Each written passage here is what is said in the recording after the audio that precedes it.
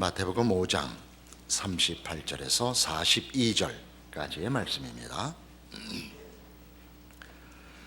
또 눈은 눈으로 이는 이로 갚으라 하였다는 것을 너희가 들었으나 나는 너희에게 이르노니 악한 자를 대적하지 말라. 누구든지 내 오른편 뺨을 치거든 왼편도 돌려대며 또 너를 고발하여 속옷을 가지고자 하는 자에게 겉옷까지도 가지게 하며 또 누구든지 너로 억지로 오리를 가게 하거든 그 사람과 심리를 동행하고 내게 구하는 자에게 주며 내게 꾸고자 하는 자에게 거절하지 말라.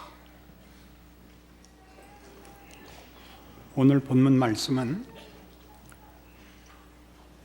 서기관과 바리새인의 의보다 나은 예수로 말미암는 하나님의 백성들의 의를 가르치시는 중요한 내용들입니다.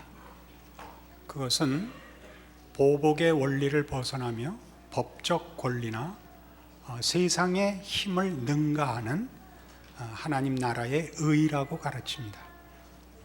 그것은 오른편 뺨을 맞으면 왼편 뺨을 대는 것이며 속옷을 달라 하면 겉옷을 주는 것이요 억지로 오리를 가자 하면 심리를 가야 하는 하나님 나라의 의입니다.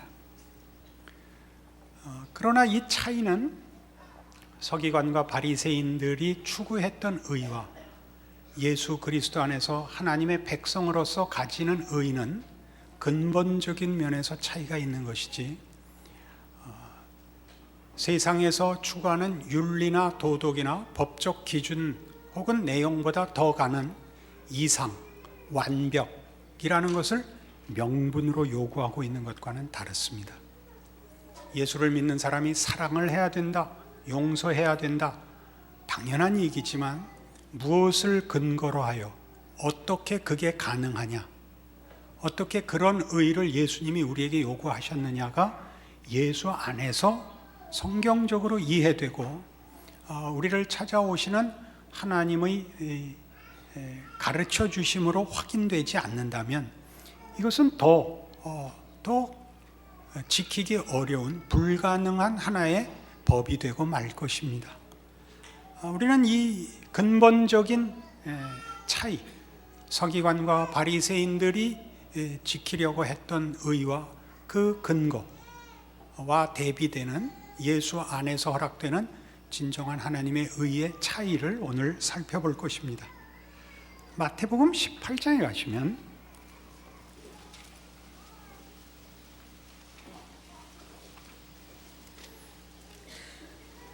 (21절) 이하에 이런 비유가 나옵니다.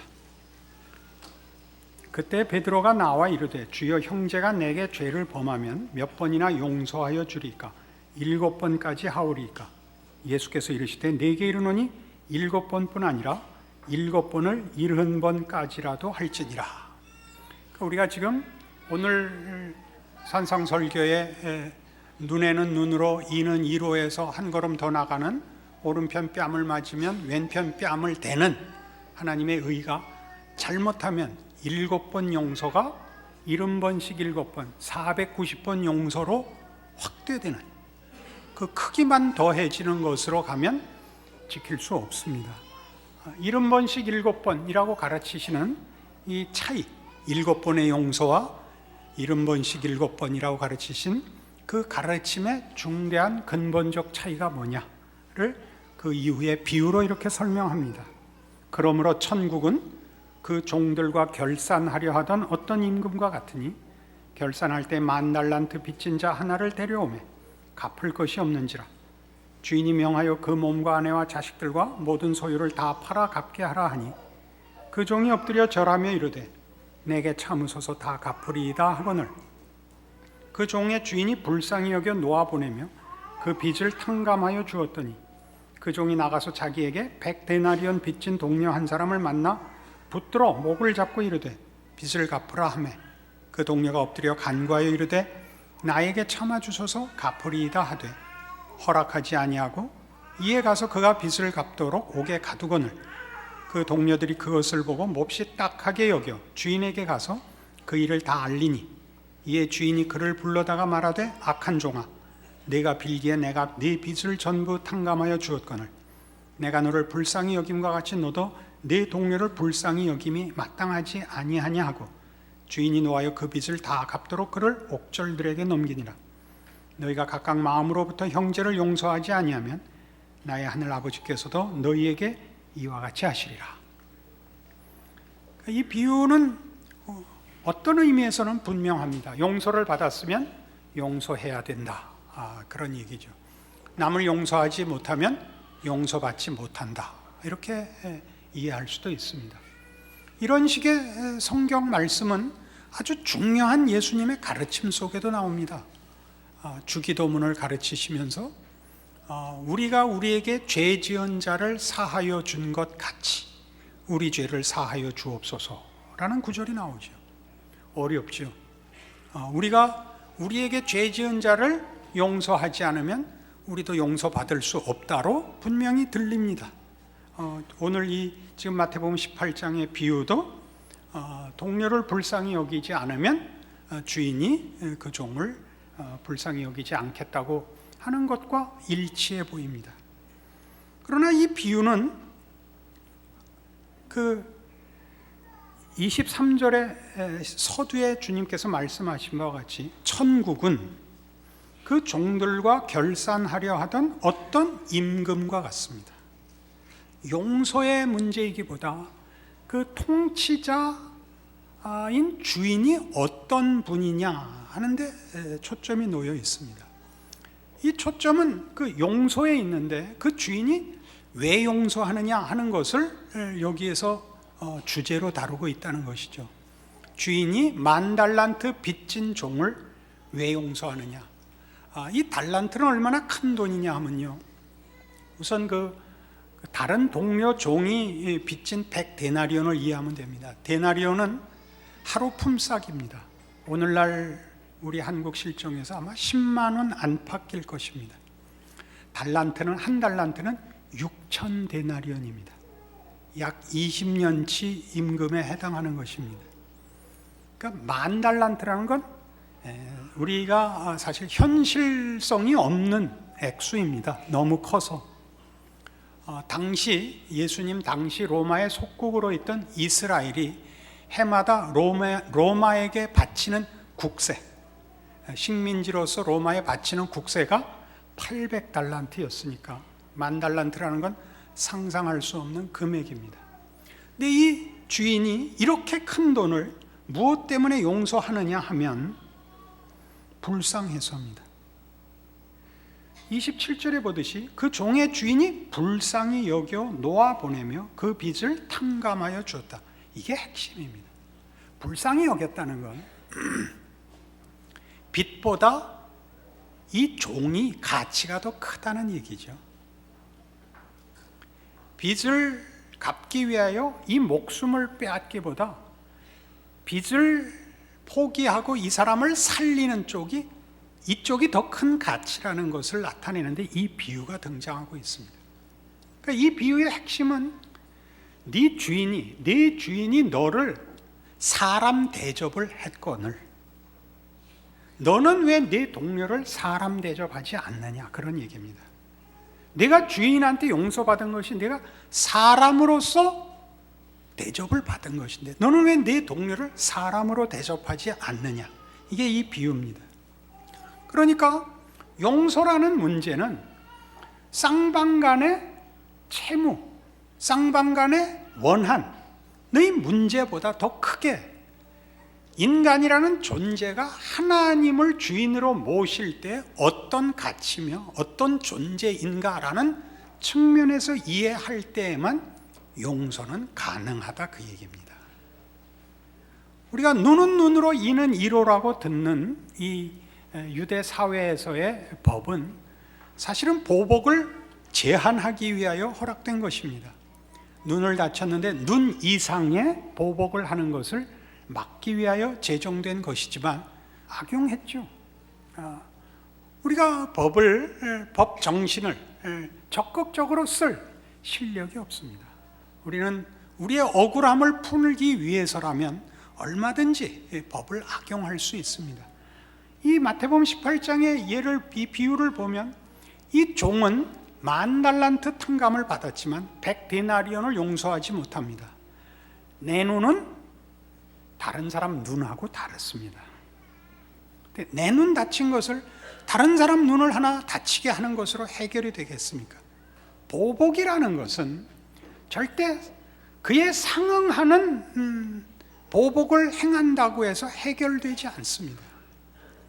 그래서 이 문제가 예수 그리스도 안에서, 말하자면 예수님이 오늘 마태복음 5장에서 가르치시는 것 같이 오른편 뺨을 맞으면 왼편 뺨을 대라 라는 식으로 말씀하실 수 있는 것은, 내 눈을 다친 것을 상대방 눈을 상하게 해서 회복할 수 없으나 예수 안에서 넉넉히 회복되었기 때문에 보복을, 원한을, 살육을, 약탈을, 혹은 투기를, 혹은 폭력을 중단할 수 있다. 아니, 더 적극적으로 너희가 상대방을 용서할 수 있다라고 가르치는 대목입니다. 이 부분을 성경은 로마서 3장에서 이렇게 가르칩니다.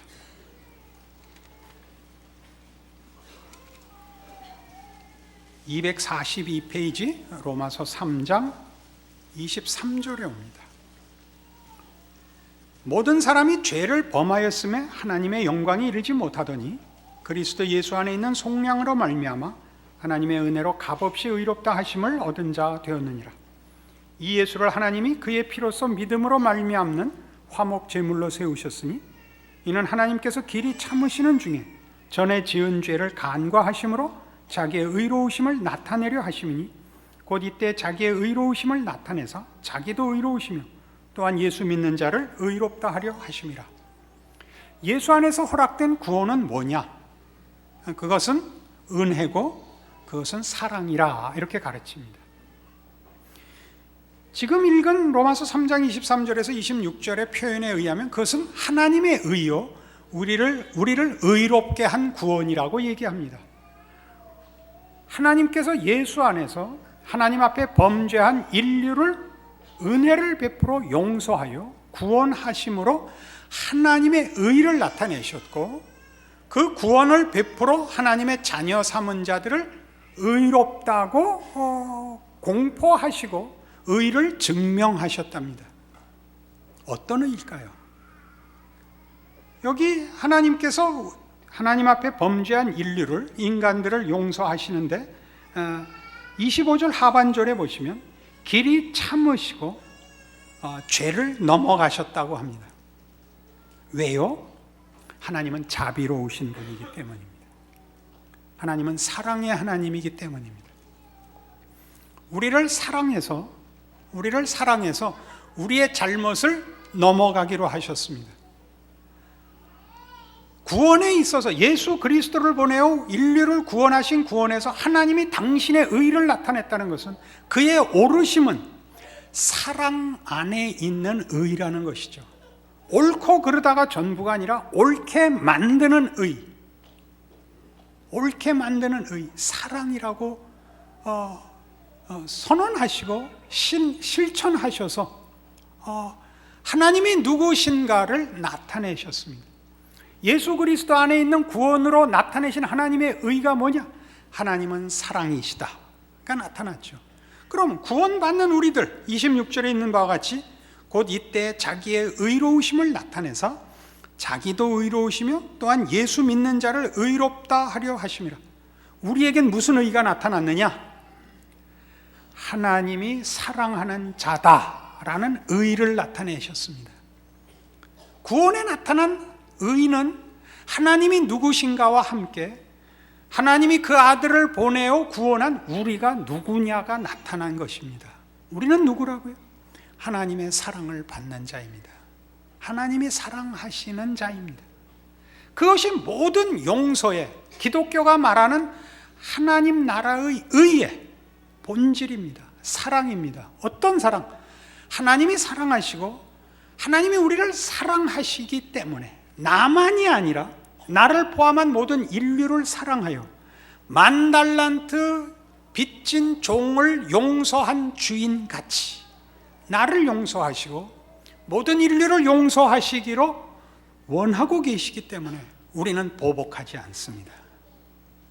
우리는 나의 억울함을 풀기 위하여 누구를 폭력으로 해하지 않습니다.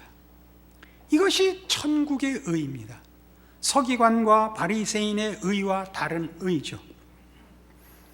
에베소서 5장에 가시면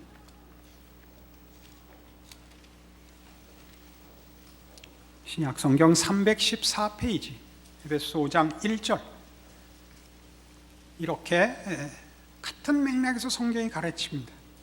그러므로 사랑을 받는 자녀같이 너희는 하나님을 본받는 자가 되고 그리스도께서 너희를 사랑하신 것 같이 너희도 사랑 가운데서 행하라. 그는 우리를 위하여 자신을 버리사 향기로운 제물과 희생 제물로 하나님께 드리셨느니라. 사랑을 받는 자라는 것이 이유, 내용, 근거가 되어 우리는 누구를 용서할 수 있는 것입니다. 그러니까 우리가 서두에 말씀드린 바와 같이 100데나리온 빚진 자를 용서해야 되는 이유는 우리가 10,000달란트 빚진 것을 용서받았을 때 우리가 사람 대접을 받았고, 우리가 받는 사람 대접이 주인이 나에게 허락한 대접이라는 사실에 근거해서 우리는 내 이웃과 내 동료를 동일한 인간 대접을 해야 된다는 측면에서 서기관과 바리새인의 의와 다른 의가 생산되는 것입니다. 우리가 우리에게 죄 지은 자를 사하여 준 것 같이 라는 말은 하나님을 아버지라 부르는 자들에게 허락된 기도입니다. 하늘에 계신 우리 아버지요 라는 고백이 가능한, 하나님의 사랑을 받은 자, 하나님이 누구인지를 아는 자, 하나님이 나를 사랑한다는 사실을 아는 자에게만 가능한 기도입니다.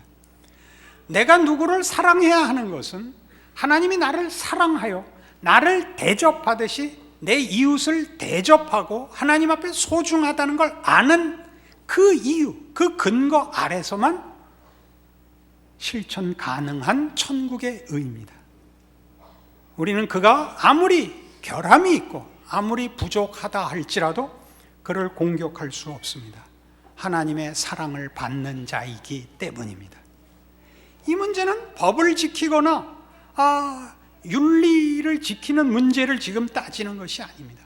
우리가 가진 기독교인이라는 신분과 그 허락된 통치가 어떤 질서, 어떤 원리, 어떤 내용, 어떤 목적, 통치자의 인격, 성품이 어떤 것이냐에 관한 것입니다.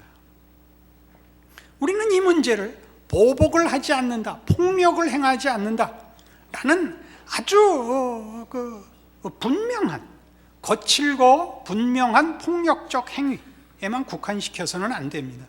우리가 말하자면 이웃을 내 몸같이 사랑하라는 궁극적인 율법의 가르치며 예수 그리스도께서 완성하신 천국의 의를 사실 우리가 얼마나 매일 의식하지 못하고 우리 삶 속에서 쓰고 있느냐 하면 아주 우리 자주 쓰는 이런 데서부터 시작이 됩니다.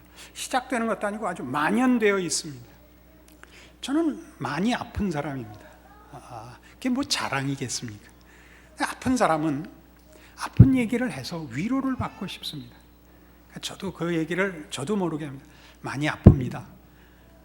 어떻게 아프십니까? 아침에 일어나도 한 번도 상쾌하지가 않고 오는 감기 가는 감기 다 걸리고 아직도 내복을 입고 있습니다. 그러면 꼭 있다고 얘기를 해요. 면역력이 떨어져서 그래요. 그건 저도 안 되니까요. 의사 선생님이 그러는 건 되는데 우린 뭐라 그러냐면, 목사님 그렇게 아프신데도 어떻게 훌륭하게 목사 일을 하세요? 그러셔야죠. 여러분 아픈 사람을 만나면 꼭 그거 하세요. 얼마나 편찮으세요. 참 그래도 용하세요. 그래도 그걸 굳굳이 견디시는데요. 오늘 제가 뭐 맛있는 거 사드릴게요. 그렇게 하세요. 그걸 하셔야죠. 그게 우리가 못하는 거예요. 상대방의 처지를 내가 이해해서 빨리 입을 닫고 싶죠. 우리가 제일 못하는 게 뭐냐면 상대방 얘기를 끝까지 못 듣는 거예요. 빨리 입을 그건 이렇고 이런 얘기 아니야. 왜 그러죠? 우린 여유가 없습니다. 우리 영혼의 만족이 없기 때문에 우린 누구의 불평과 누구의 원한을 들어줄 여유가 없습니다. 물론 위로할 힘은 없습니다. 빨리 입을 닫고 말죠. 나는 아직까지 그것이 사건으로 나타나진 않았을지라도 무슨 사건이 터지든지 간에 내가 모든 사건을 해결할 능력이 없다는 걸 압니다. 억울함과 분노와 자폭이 근본적으로 우리의 이 한계 속에 가장 중요한 본질로 자리하고 있다는 걸 알기 때문에 우린 싫은 소리도 듣기 싫고 누구의 넋두리를 들어줄 힘도 없습니다. 거기에 대한 얘기입니다. 여러분은 하나님이 사랑하시는 자입니다. 여러분이 현실적으로 하나님의 사랑이 여러분이 요구하는 식으로 나타나지 않아서 혹 만족하시지 않고 확인되지 않을 수는 있지만, 여러분이 하나님을 아버지라고 부르신다면, 예수를 믿는다고 고백하신다면, 성경이 얘기하는 식으로 얘기를 하자면 여러분은 하나님의 사랑을 받고 있기 때문에 하나님이 여러분을 사랑하여 그의 아들을 주신 하나님의 자녀입니다. 이걸 놓치면 우리는 아무런 힘을 가질 수 없습니다. 우리는 신앙인으로서 살아갈 수가 없습니다. 우리에게 요구되는 천국의 의라는 것을 다만 명분으로는 절대 지키지 못합니다. 자기 확인을 위해서 쓸 수가 없습니다.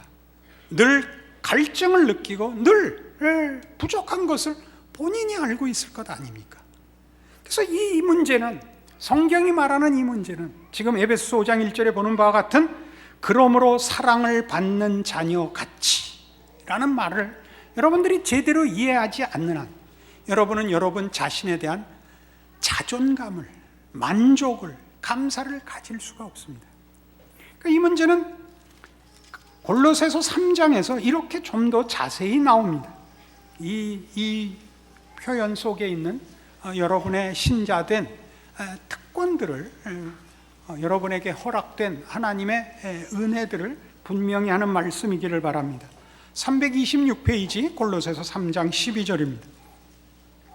그러므로 너희는 하나님이 택하사 거룩하고 사랑받는 자처럼, 하나님이 택하여 거룩하고 사랑받는 자로서입니다.